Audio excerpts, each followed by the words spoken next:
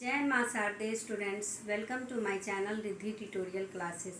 Today I am going to start my video and discuss about a scope of management and a meaning of management. Meaning of management. Meaning of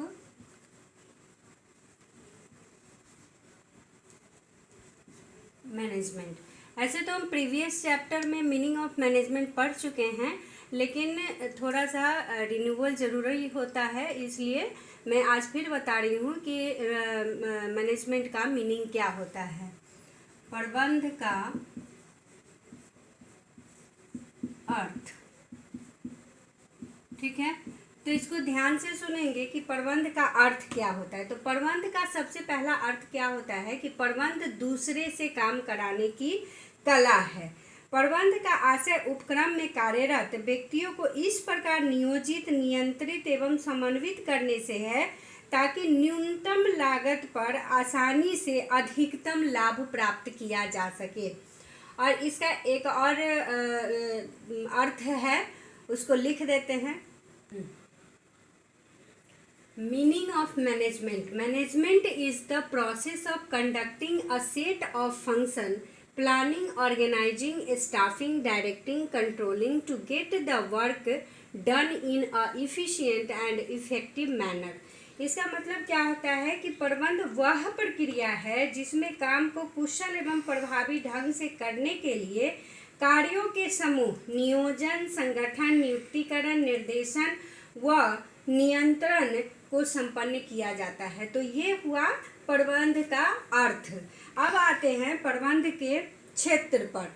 तब next हमारा topic क्या हो, scope of management. प्रबंध के क्षेत्र के बारे में कहा गया है कि प्रबंध का जो क्षेत्र है वो तो यूनिवर्सल होता है। प्रबंध का क्षेत्र क्या है, यूनिवर्सल है। इसके लिए कर सकते हैं कि प्रबंध सार्वभौमिक है, चाहे व्यवसाय हो, मंदिर हो, मस्जिद हो, स्कूल हो या घर हो या कोई भी अन्य स्थान हो, वहाँ सभी जगह पे प्रबंध की आवश्यकता होती है। इसलिए हम कह सकते हैं कि प्रबंध का जो क्षेत्र है वो विस्तृत है, यानी सार्वभौमिक है, पूरे विश्व में फैला हुआ है। किंतु यहाँ पर हम लोग केवल व्यावसायिक दृष्टि से ही प्रबंध के क्षेत्र पर चर्चा करेंगे कि व्यावसायिक दृष्टि में प्रबंध के क्षेत्र क्या क्या हैं। तो इस दृष्टि से इंग्लैंड के शिक्षा मंत्रालय की एक समिति ने प्रबंधकीय शिक्षा नामक अपने रिपोर्ट में प्रबंध के क्षेत्र को कितने भागों में बांटा है, तो ये 9 भाग में बांटा है, जिसमें फर्स्ट होता है डेवलपमेंट मैनेजमेंट। डेवलपमेंट मैनेजमेंट क्या कहता है कि यह प्रबंध का एक इम्पॉर्टेंट पार्ट है जिसके अंतर्गत सामग्री, मशीनें, प्रक्रियाएं तथा औद्योगिक प्रक्रियाओं में लागू होने वाला भौतिक विज्ञान के क्षेत्र से संबंधित अनुसंधान और अन्वेषण, उत्पादन का रिसर्च और वस्तु का डिजाइन सभी और उपभोक्ताओं की मांग सभी को इस विकास प्रबंध में रखा जाता है। मतलब क्या क्या नया नया चीज़ आ रहा है मार्केट में, नए नए चीज़ का खोज कैसे करेंगे, उसके लिए कौन सा मैनेजमेंट होता है, तो डेवलपमेंट मैनेजमेंट। सेकेंड आता है पर्सोनल मैनेजमेंट। जैसा कि नाम से ही पता चल रहा है कि सेवी वर्गीय प्रबंध किसके लिए होता है, तो एम्प्लॉय के लिए होता है। तो यह प्रबंध का सबसे महत्वपूर्ण एवं लोकप्रिय भाग है। इसके अंतर्गत श्रम शक्ति का पूर्वानुमान, चयन, भर्ती, नियुक्ति, कार्यभार को सौंपना, प्रशिक्षण, पदोन्नति, मतलब जितना भी पर्सोनल से रिलेटेड वर्क होता है वो सारा वर्क सेवी वर्गीय प्रबंध के अंतर्गत आता है। थर्ड होता है हमारा फाइनेंशियल मैनेजमेंट। फाइनेंशियल मैनेजमेंट जैसा कि नाम से ही पता चल रहा है कि फाइनेंस का जो प्रबंध करता है उसी को फाइनेंशियल मैनेजमेंट कहते हैं। इसके अंतर्गत आर्थिक पूर्वानुमान, लागत नियंत्रण, बजट नियंत्रण, वित्तीय योजना, बीमा तथा अन्य वित्तीय समस्याओं को सबको इसमें शामिल किया जाता है।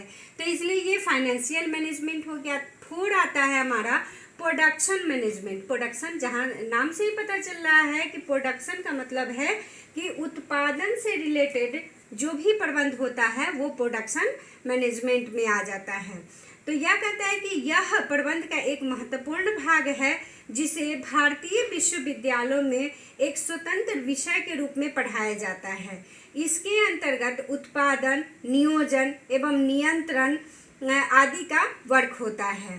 ठीक है, तो इसमें प्रोडक्शन मैनेजमेंट एक आगे हम लोग को पढ़ना भी होता है। प्रोडक्शन मैनेजमेंट वो आगे की क्लास में पढ़ेंगे।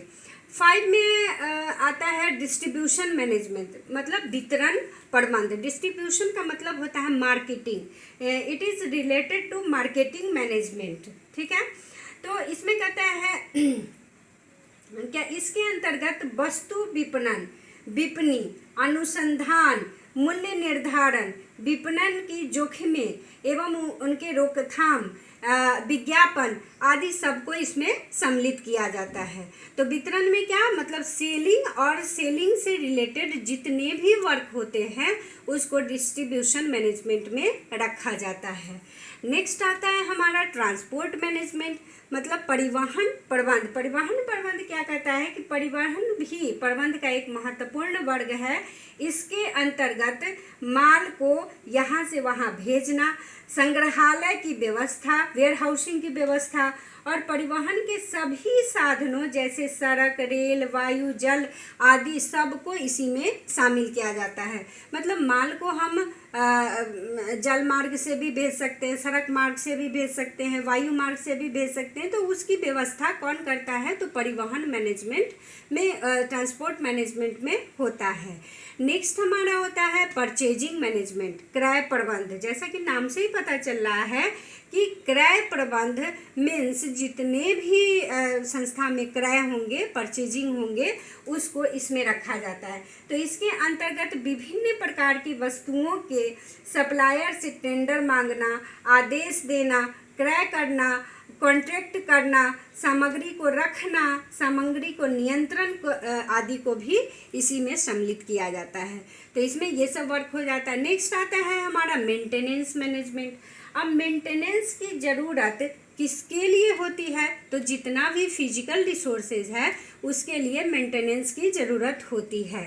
तो जैसे हम कह सकते हैं कि इसके अंतर्गत भवन, मशीनें, सामग्रियों आदि का रख रखाव तथा उसकी उचित देखभाल का काम किया जाता है। वो किस में होता है? तो मेंटेनेंस मैनेजमेंट में। 9 हमारा आता है ऑफिस मैनेजमेंट, यानी कार्यालय प्रबंध। कार्यालय प्रबंध प्रबंध का अंतिम वर्ग है जिसमें संदेशवाहन मीन्स कम्युनिकेशन और कार्यालय के नियोजन एवं नियंत्रण को सम्मिलित किया जाता है। मतलब ऑफिस का जितना भी वर्क होता है वो कार्यालय प्रबंध में होता है।